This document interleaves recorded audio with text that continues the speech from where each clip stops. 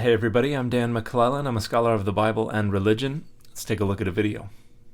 If you sound it out, you have Bar, the son, Aleph, of God, is destroyed by his own hand, willingly, on the cross. So every last claim in this video is something that someone made up after the Bible had long been completed and then imposed upon the Bible. So the text is not doing this, God is not doing this, the authors are not doing this. We are doing it when we just arbitrarily decide that that's what was intended. And this is based on two fundamental misunderstandings of how the Hebrew language works. One is the notion that you can divide up a Hebrew word and then just interpret those constituent combinations of letters as their own independent freestanding words. So for instance here, the word Bereshit is a combination of the inseparable prefix bet and the word Reshit. And so the bet and the resh are just incidentally combined in this construction. And so to interpret that as intending to communicate the word son is not how the Hebrew language works. That's something that we have decided to impose upon the text. It's not something that the text, the author, or anyone else was doing intentionally. So the second fundamental misunderstanding of how the Hebrew language works relates to this notion that each character in the Hebrew alphabet carries all this additional significance. So here, this creator claims that the Aleph represents God, the Shin represents the verb to destroy, the Yod represents the hand, and the Tav represents a cross. And none of that is accurate. The Hebrew script is an acrophonic script. What that means is each character indexes or represents a sound, specifically whatever sound comes at the beginning of the name of the letter.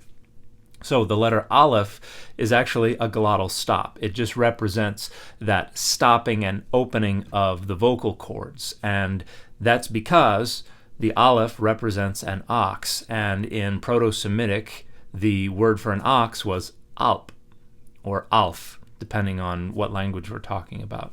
And so the representation of the ox's head, and the Aleph doesn't really look like it in the Aramaic square script, which is what Hebrew overwhelmingly uses today.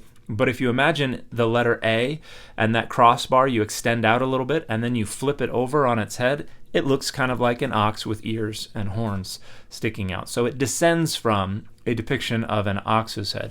But that does not mean that the letter Aleph represents an ox. It just means that the letter Aleph represents the glottal stop that is at the beginning of the word alp, alf, or Aleph. And the same is true of Shin and Yod and Tav. And after the Bible was completed, people began to read all that significance back into these letters so that they could extract more meaning from the text of the Bible. So this is kind of a mystical exercise that was entirely post-biblical and has nothing to do with what the authors of the Bible intended.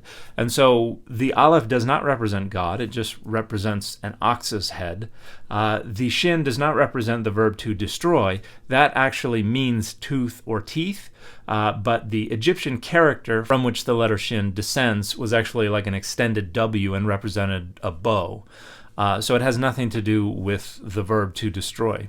Yod is the Hebrew word for hand, but again, the character Yod just represents the Y consonant and in some usage an I quality vowel. And then the Tav represents a mark, which was really just an X, but has been misrepresented in that post-biblical mystical fabrication of significance. It was altered to represent a cross by Christians who wanted this to sound more Christian.